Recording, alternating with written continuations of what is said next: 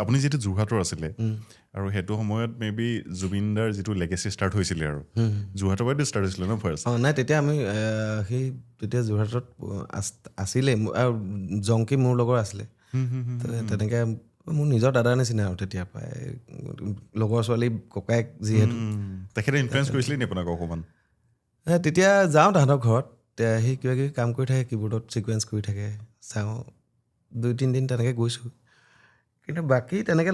তেনেকৈ পোৱা নাই মই বম্বেতহে লগ পাইছোঁ তাক গৈ পেলাই কাৰণ এইৰ পৰা নাম্বাৰ চাম্বাৰ লৈ গৈছোঁ আৰু ককাই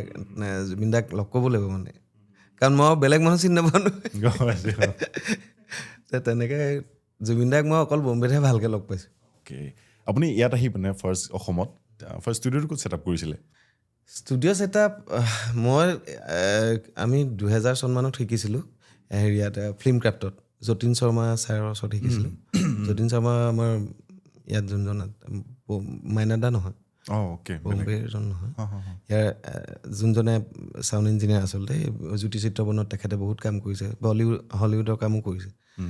তেখেতৰ ওচৰতে শিকিছিলোঁ ফিল্ম ক্ৰাফ্টত আছিলে তেতিয়া ইনষ্টিটিউট